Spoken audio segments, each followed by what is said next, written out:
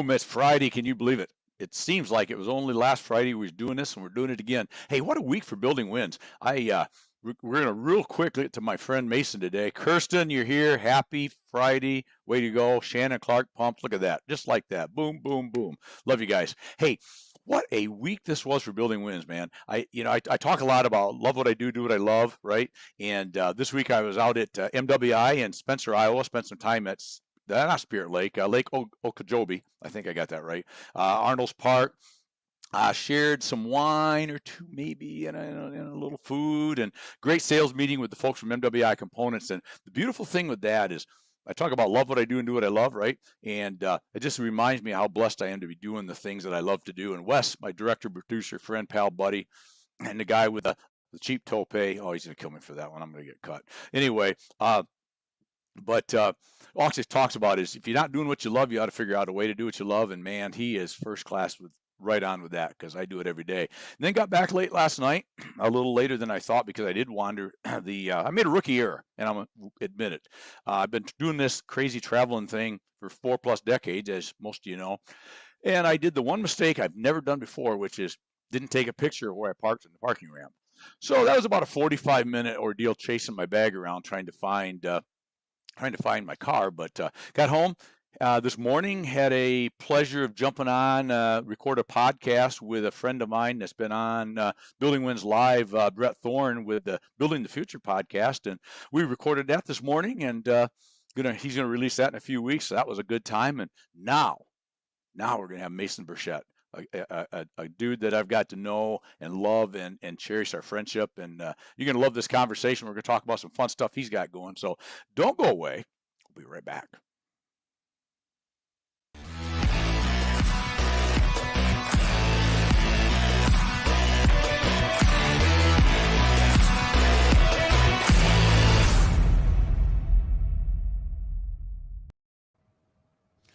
Boom. There he is. Boom. We're here. Boom. I love that intro. That intro is so hardcore, Randy. That's good stuff. That's all good. Wes, man. That's all Wes. I said, Wes, there's a very low bar. Your job is to make me look good. And that bar's so low that means barely a snake couldn't get under it. So I said, whatever you do. But now Wes is a genius, man. Thank you. Yeah. That's good stuff. Good stuff. Man. How you doing, buddy? Outstanding. Better than I deserve, Randy. How are you? I'm great. And we already talked about this pre-show, and you deserve a lot. Hey, I don't know about that's depends who you ask. Well, I think so. So, well, thank you. So you're out traveling. You're with family this week, right? Yeah, traveling around for the Independence Day weekend here. So I'm set up in a spare room here at my family's house. Yeah. Well, I appreciate you taking the time. I didn't realize that you were going to be traveling, but thanks for taking the time to come on. Hey, I always have time for you, Randy. Oh God, you're the best. You're the best. So before we roll, because by the way, if anybody that doesn't remember, this is your second appearance. Yeah, I'm a repeat visitor. You're a repeat visitor. I think that's because you were so great the first time. I was going to say, if I didn't really like you, you messed it up so bad the first time, we're going to try to get it right. But actually it's because you did such a great job. And plus, we got some new things to talk about today. Yeah. But before we get into that, give us the quick, who is Adam Burchette? Well, I don't know. I don't know Adam Burchette. I'm Mason Burchette, so I can tell you. Oh, God, what did I say, Adam? Mason. Oh, somebody's going to give me some garbage about that. Shannon, it's funny. Shannon, be quiet. I think it's funny. I think last time I was on your show, you had us as brothers. You had Mason and Adam Burchette, and so we just get more and more conjoined as time goes on. We are. You're just pals and brothers. Me and Adam are basically inseparable, anyways. You are. Yeah. That's why I messed up, because you guys are like, I don't know. Yeah. Hashtag oops. Yeah. So thanks for the intro, Randy. Yeah, I've been in the metal roofing industry for about 9 years, and this year, took a break from what I was doing with the work at Best Buy Metals. I was there for a long time. Great organization, loved those people, made a lot of great connections, a lot of memories there. But decided to branch out and see what else I could get into. I've always had the entrepreneurial spirit. I've always had stuff going on the side. You're familiar with the work that's going on over at the Crush It team, and yep. So we decided to put some focus on that. And in my personal life, I'm a dad. I got 2 beautiful kids. I'm married, and I've been married for about 7 years, I believe, about 7 years. And so you better remember that. That was gotta remember it. Yeah, family guy. Love to work, just like you. Love doing the good stuff and drumming up business, going out, killing something, dragging it back to the cave. It's my kind There of you thing. go. Love Yeah. that. Love that. And isn't it funny how when you love what you do and do what you love, work and personal life just kind of intermingle pretty nicely, doesn't it? Absolutely. Yeah. You Yeah. got to do it. You got to do stuff you love doing. Life's too short to do something you hate. It is.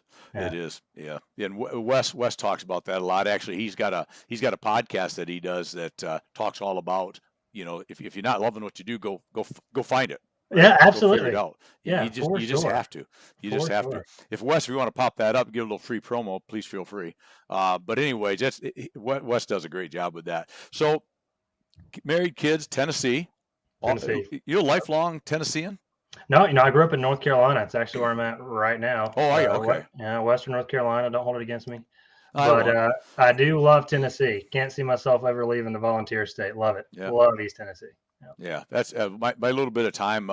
I was I spent a lot of time in Nashville, some Yeah. time in Knoxville, and Yeah. actually, what I found about Knoxville that I enjoyed is usually when Dixie and I chat or travel back and forth from Florida, we drive different places on the way, and Okay. we stopped in Knoxville one time, and instead of just staying at one of the hotels out by the freeway, which is normal, we wandered into town and there's a square down there, right, with Yep. this old general store, and you'll know what I mean probably. Yeah. I can't remember the name of it, but we went down, got a drink, had something to eat, and then we went the next morning before we left town and went in there and shopped. And I don't even know if we bought anything, but it's a cool town. So It is. good time. It's a great town and a lot of stuff to do. You got college sports, all Yep. that good stuff. Our mayor was a former pro wrestler, so it's a hardcore town. Well, they play football in Tennessee.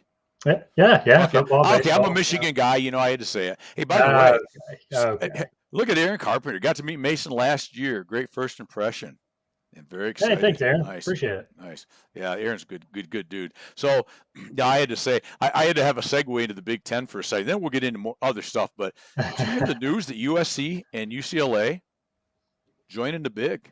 No. Yep. I guess I need to keep up with it more. You I don't better know. keep up. Yeah. I just Okay. saw that and Yeah. that is yeah, I think it's true from what I've seen. I mean, Okay. I'm not like making breaking news that I want to be held against me, but Yeah. from everything I've seen, that's huge. That's I know I've been he's too good busy engulfed with the news that my guy Freddie Freeman got cheated by his agent, during those negotiations with the Braves. Highly upsetting, Randy. Highly upsetting. I just saw a little bit about it. I didn't even I haven't known enough about that to know what happened, but it sounded like a pretty big deal. Yeah. Man, that's too bad. Too bad. But so let's chat a little bit about let's do the Crush It, and then we'll finish out with the life of the author himself. Okay. But so you're a co-host with your friend Matt Davis. That's right. With the Crush It team. Yeah. So tell us about that, because I watch it all the time. Love it. Actually, Matt's going to be on Building Wins here in a few weeks. Tell us about Crush It and what started it. How come you started it? What it's about? Yeah, thanks. Yeah. Me and Matt are great friends, and we've been friends for a long time. We both have that go get it kind of attitude, and we're coming up on 3 years of the Crush It podcast. And it started out as just an idea. We like listening to ourselves talk, and so we said, "What the heck? Let's record it." And so we started doing the podcast, just talking about success and mindsets and business, personal development, all that stuff that we live in and we love.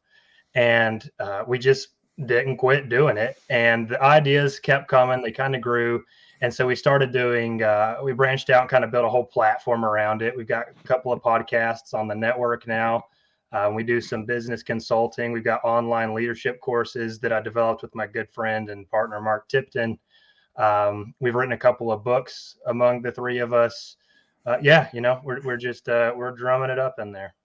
That's awesome. Well, I'll tell you, anybody that hasn't seen it needs to follow that, because it's a great show, man. Love it. Thank you. Yeah, we have a blast. It's an absolute blast. Yeah, the back and forth between you is as good as just the content.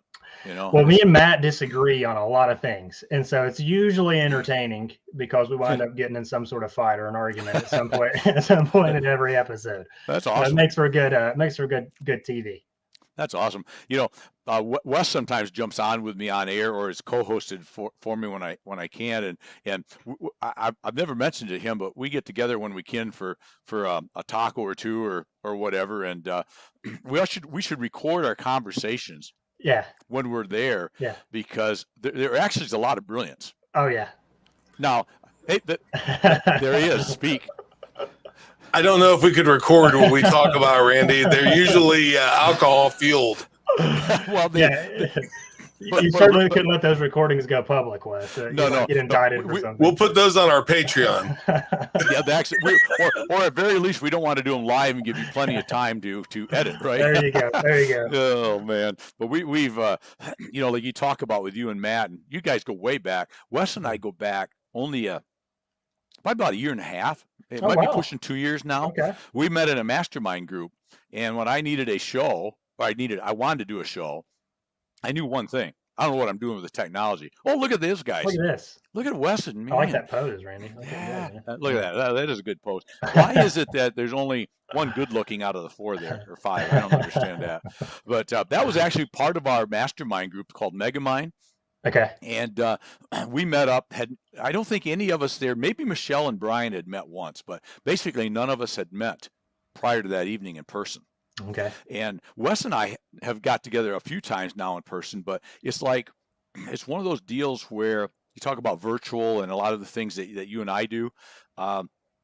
We communicated so much virtually that it was like, I was hugging my big brother. I mean, I'm older, but he's bigger than I, but slightly because I'm a little guy. But Okay.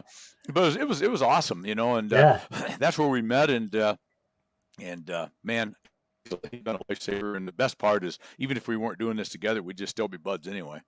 Well, look at that. Wes is probably crying in the background. Right? Yeah, I see a tear. I do see it. He's wiping his eye. I see him. Yeah, Look at that. for sure. Yeah. Yeah, I understand. That's too bad. So, but anyway, so the Crush It. Did that lead you to your world of being an author? Because that's kind of an exciting move for you. Yeah. Well, I'm very opinionated and passionate about the things that I believe, and I've always loved business. And the first book I wrote there was called "How to Make Sure You Never Get Promoted," and I had a unique path through management and becoming an executive at a pretty young age. I'm only 27 right now, and so I've seen a lot of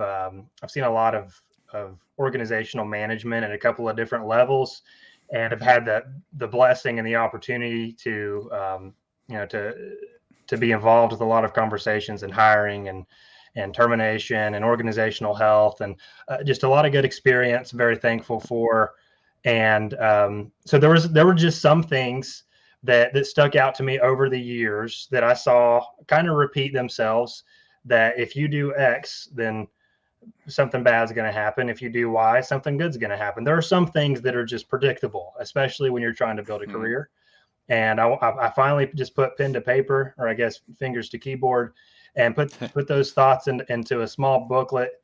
And the title is kind of a joke. It's satire. Obviously, the book is about how to actually carve out a path to success in your career.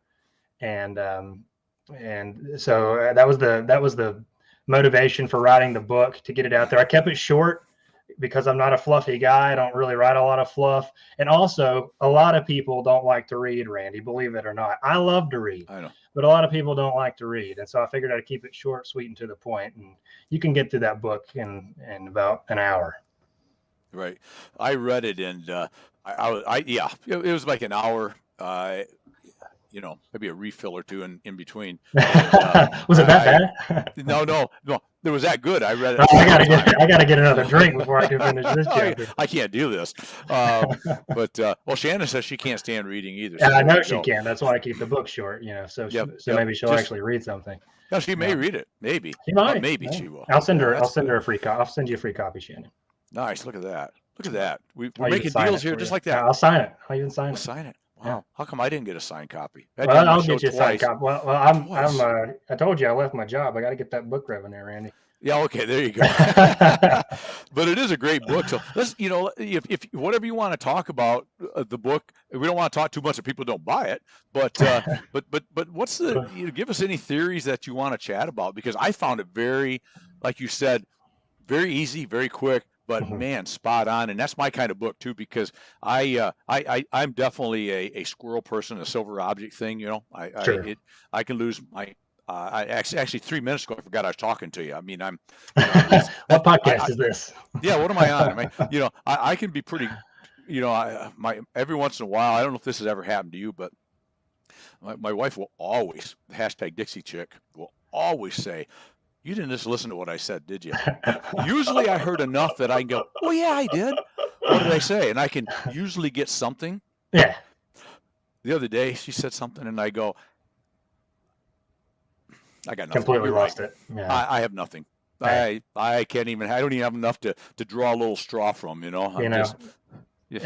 good for you for admitting it. It's okay. That's the first step to healing. Yeah. Well, it wasn't that I'm that good a guy, Mason. I clearly had nothing. You had nothing else to say.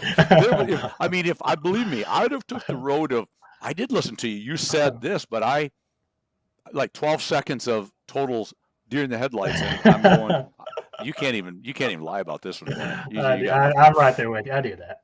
Yeah, but so what in the world of Mason, and then if you want, we'll talk about the other couple of books that you've got that I didn't realize you had. But what in the world of Mason, having been an executive at a very successful company, and what's the biggest? You give us the 2-3 biggest mistakes that people make. What's just the dumbest thing that happens?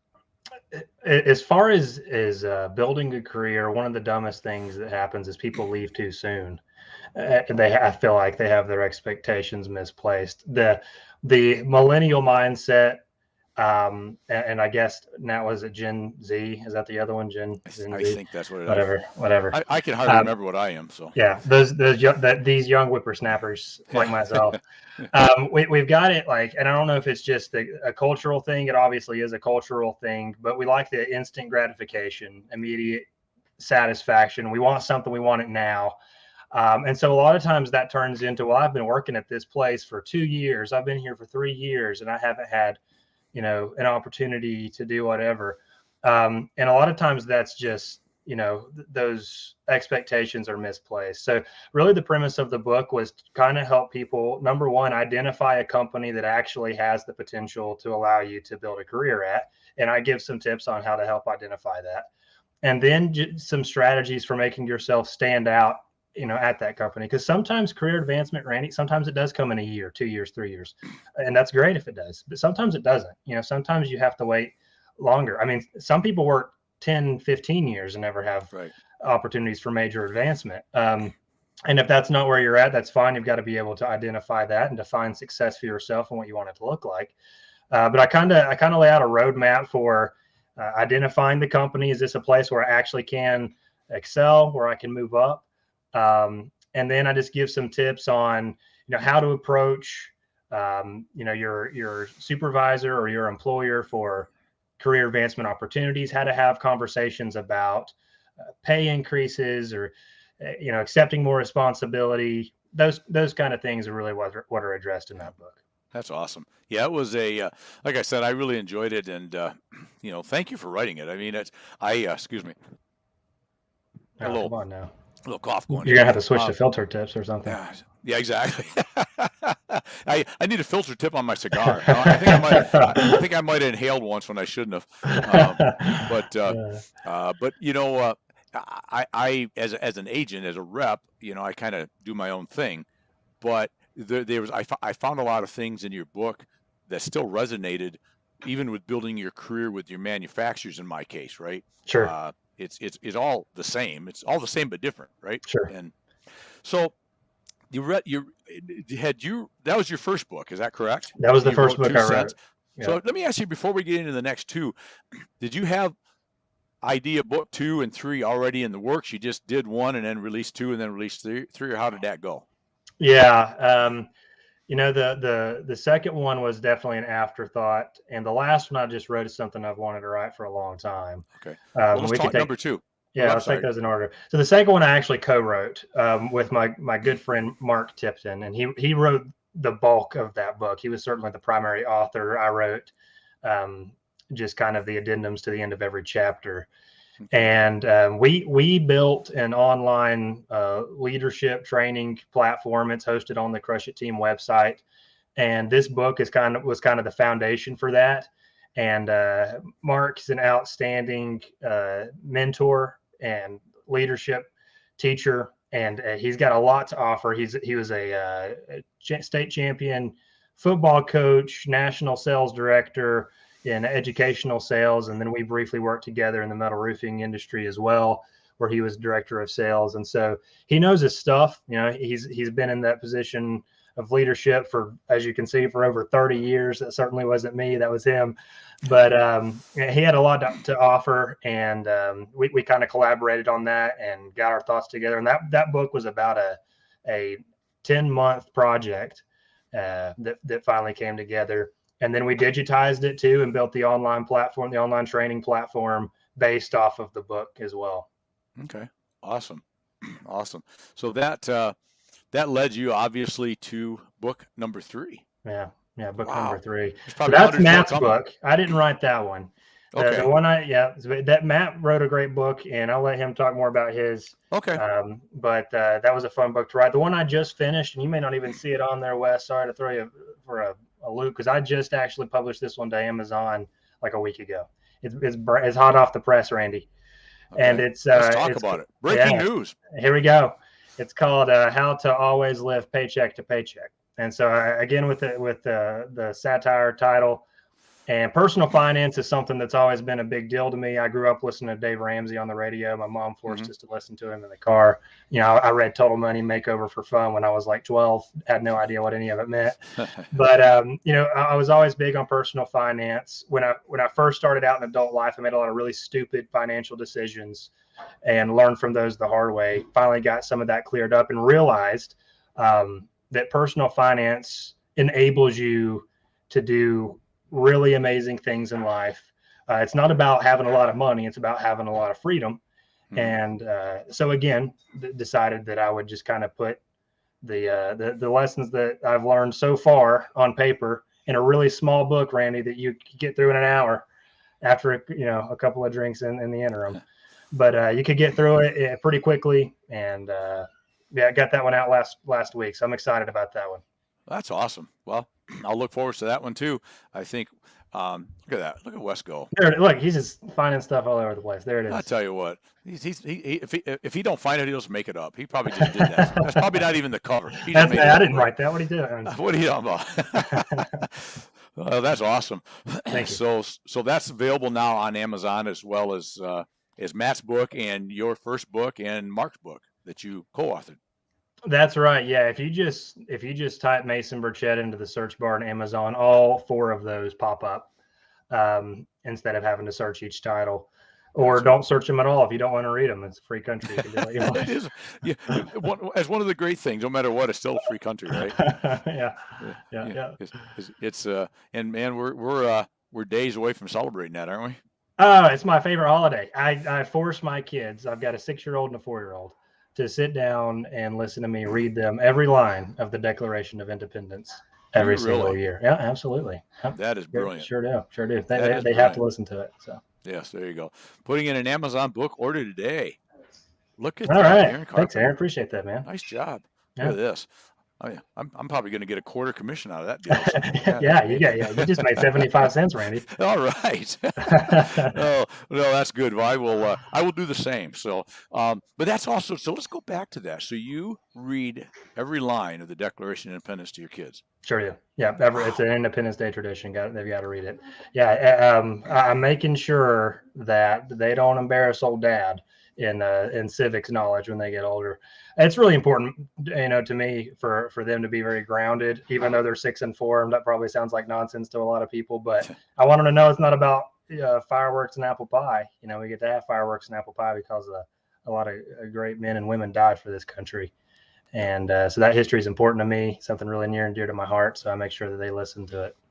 Yeah, man, dude, hats off, buddy. That's one of the best things I've heard. That's You're going to Thank cause you. me now to read that this weekend myself.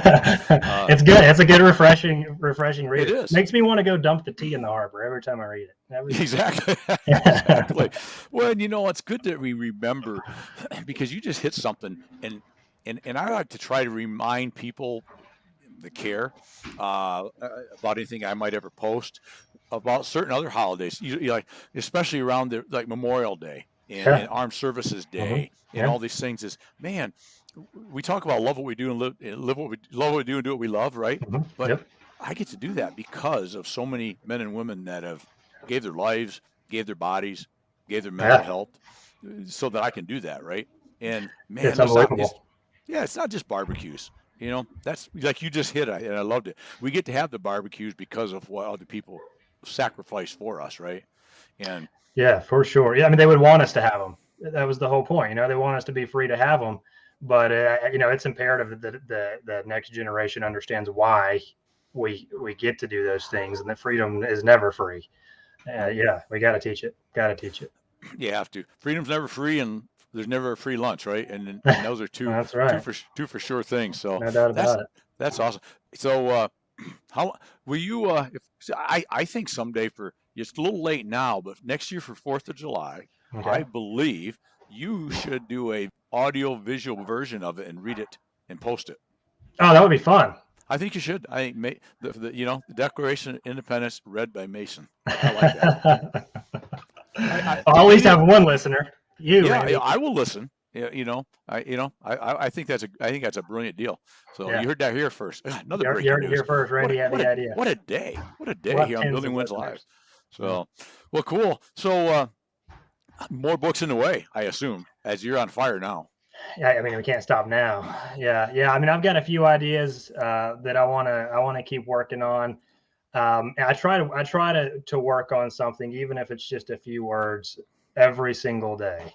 Mm-hmm. I actually read a great book called Productivity recently, and it's essentially about that. If you want to read a really long book, or if you want to get through Moby Dick or War and Peace, start with a page a day. Make sure you read a sentence a day. If you want to write the next War and Peace, write 10 words a day. And so I do try to be diligent about plotting and working on a goal, even if it's for 5 minutes or 10 minutes every single day, and eventually you get an hour-long book. Yep. Well, that's great advice, and I'm going to make note of that because Wes and I made some commitments to ourselves, and Wes made it on air one day. Again, he steps in when I falter, and Rarely. we talked. I know, it's amazing. It happens all the time, but we had talked about writing 3 books this year, Wes and I. He's going to write one, I'm going to write one, and we're going to write one together. And so, and I know we're working on those, but I remember one day he was guest hosting for me when I was traveling or something, and I turn it on, and Wes is doing a State of the Union of Building Wins Live. Yeah. And here's my big, lovable, beautiful brother telling the world that we're going to write these books. Like, okay, I guess that put me back on the hot spot. And I was going to say, there's no turning back now. There's no turning back now. Yeah. How far? When should we expect those, Randy? By end of the year. That's the goal. End of the year? Yeah, that's That'd be our a great goal. Christmas present. It would be. It would be. I was. We're excited. But yeah, it's part of it's going to be Wes and I are going to do something. Not that I'm looking to promote ourselves here because this is you, but we're going to do one about building wins and. Oh, great! Kind of what we've learned doing this show together, and how to do it, and if you want to do it. And that's a great idea. That's excellent content. People will love to read that. Yeah, I think so. And then Wes has got all his. He's a major podcaster in his own right. That's what he does for a lot of different. He does it professionally for a lot of himself and a lot of other companies, and a lot of social media management, and then mine's just going to be about hybrid selling. Taking the old school, converting it to the new school. And so, so we're gonna, but it's gonna be more like, I'm glad to see that you did short, because I'm not a fluff guy either.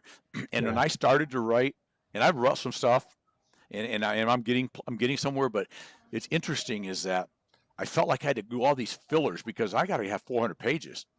And I realized that there's very few sales books, and I've read 100 of them, Yeah. that I've ever read the whole book. Yeah. I hit skimming real fast. I'm Yeah. one of those that I don't know about you, but I'll start, if it's 400 pages, I'm pretty diligent for the first chapter or two. Yeah. You start strong, And then start kind of fading out. Then you sort of fade through and you find Yeah. one little thing Yeah. that is interesting, then you flip a few pages and you find another, right? Yeah. And I like the books that cliff note it for you. They'll highlight all the stuff I meant to tell you. And my vision is a little bit more like, why don't I just highlight to begin with what I want to tell you? Exactly. Which is what you did in your book, which is Yep. so well done. Is you didn't spend 14 years telling me something, you just told me in 3 sentences or Exactly 3 pages, you know. And I think in today's world, guys more in my age group might read a longer book, maybe, Sure, but sure. even we are getting more what I want to say, into the new technologies even. Yeah. But people your age, Shannon's age, you guys are never going to read a 400-page book that I write. You're never going to, whether you're buddies it's the or not. TikTok era, Randy. Exactly. We get our entertainment in 10-second bites, video 10-second bites. bites. Yep. Yeah, so the attention span is very short these days. Exactly. For most people, it's the constantly scrolling. If you don't grab their attention immediately, then you're going to lose them. Yeah, and that's a point. I love that point. So as we kind of wind down here, because you've been very gracious in your family, so I appreciate it. Talk to me about from a guy your age, and let's just put it this way: I'm a bit older because I have a grandkid that's not a whole lot younger than you. So, anyway, Papa Randy, I'm gonna start calling Papa Randy. I have a great grandson that's way younger than I, obviously, because that'd be really weird. But and relatively biologically impossible. But anyway, I was gonna say. So talk to me about. Let's finish up with this. Talk to me about where we are today with virtual and social media, and because as you know, we've talked about it in person. We talk about it. I'm a big believer. Wes's a big believer. You're a big believer in. I made the statement the other day that if you're not involved in social media today, that's like not having a website. What, 10, 15 years ago? Yep. It's almost impossible to really. I'm not saying you can't exist. I'm just saying if you want to, and the important thing there that I'm getting to is talking about the age differences. You got to go where your customer lives, right? Yep. A lot of my customers are still maybe my age or a little younger, but the up and coming guys, look at you. You've been executive of a major company at 27. So if I want to be able to be your guy in 3 years, say some of your age, I better be with you now, right? Yeah. So you're not going to come where I am, I guess is my point, right? I need to go where you are, where you live, if you will. And let's give me your final words on that. Yeah, I mean the landscape is ever evolving in marketing. And marketing is one of those buzzwords, Randy, that I almost hate to even use because it's so misused. When people hear marketing, they think, Facebook ads or TV commercials. And me and you both know it's so much more than that. Everything you do, everything you touch is marketing. You're in marketing, the forklift drivers in marketing, the accountants in marketing, everyone's marketing. And obviously social platforms touch all of that, and it can be overwhelming because it feels like there's a new platform every month that is catching everyone's attention. You feel like you're constantly competing across so many different platforms. It almost is like, what is the point?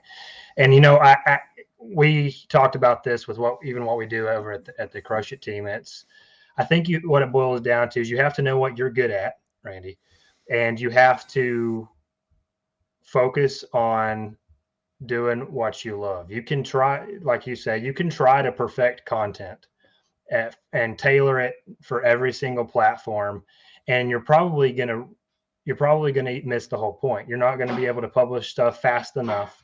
You're going to overthink every single little thing. Gary Vaynerchuk talks about this, and I really like his opinion on this. Just publish it.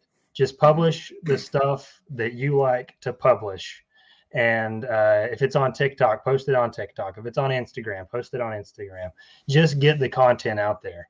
And really, once you get into the swing and get out of the comfort level of just regularly posting, then tailoring that stuff to platform specific needs becomes a lot easier. But you do have to learn to adapt. I hate it when I hear this, Randy, because you're so good at it. You're good at working on these platforms. I see you on LinkedIn. You're on Facebook. I see you on these platforms.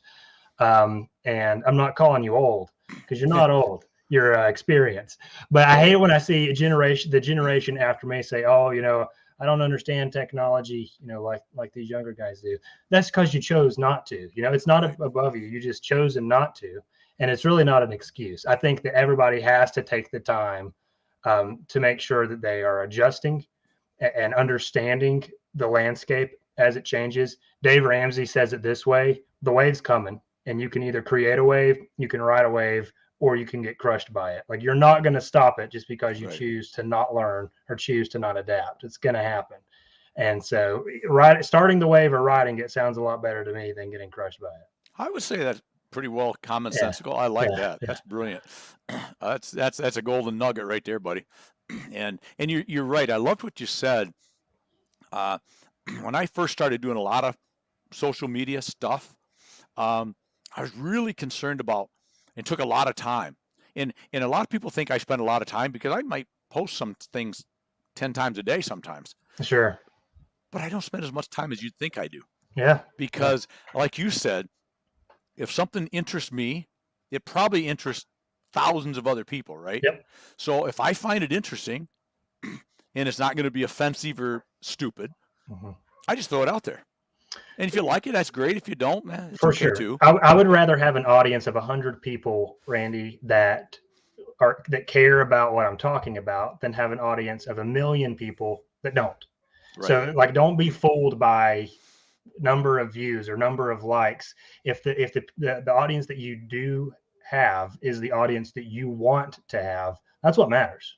That's what matters. You can work on growing it from there, but don't just chasing the numbers is a false metric. Yes. And you can have 1 million views, but if it's not the people you want to be in front of, it's a waste of time. Exactly. Yep. Great point. Well, listen, I want you to get ready to read the Declaration of Independence. Yeah. I got to get my wig. I got to powder my wig. Yes, you should. I think you should get full gear. What do you think? Yeah. Oh yeah. Get the wig powdered. Get the musket cleaned out. Yeah, so. Standing on the front of a boat might look good, foot up, I mean, I know that's not quite, but yeah, I think that would be a good look, just, I like that. At least in the back of the truck. So. Exactly. Well, Mason, I appreciate you as a buddy, a friend, a pal, and an industry pro, and man, just keep doing what you do, buddy. Yeah, thanks, Ronnie. I really appreciate you too. Thank you so much for this show and for providing this value to people week after week. It's really needed, and I appreciate it. Well, you're welcome, and thank you for being on. And I have a feeling we'll probably get you on again sometime soon. Oh yeah, big things coming, Randy. Big things coming, and I want to be there for it. Oh, you will be. Don't worry. All right, brother. All right, buddy. Thank you, my friend. We'll chat soon. Have a good 4th. All right, buddy. All right. Mason is the man. And I didn't even call him Adam this time. So that was some great input. I hope you enjoyed that. So next week, what are we doing next week? We're going to be Building Wins live again with another young gun from the industry, Elmer Sensnick. Elmer, it's a funny story. Elmer is a guy that he's probably late 30s now. I met him when he was 17 years old, and he was standing under a tree at his father-in-law's farm, who was a customer of mine, talking to his then girlfriend, who is his now wife, and that's where I met Elmer. And we kid a lot about that because he was intimidated by this old guy that even then I was older than him by a lot. Walked up and started talking to him. So, but anyways, Elmer, you're going to love. He's the owner of Richland Laminated Columns and Richland Permacolumn in Greenwich, Ohio, which is in Richland County, kind of southwest of Cleveland. Excellent businessman. Great marketer of his products. And we're going to have an outstanding chat about the industry, about his views on life, and we're going to finish up, I think, with the conversation about some work he's doing, some real God's work, if you will.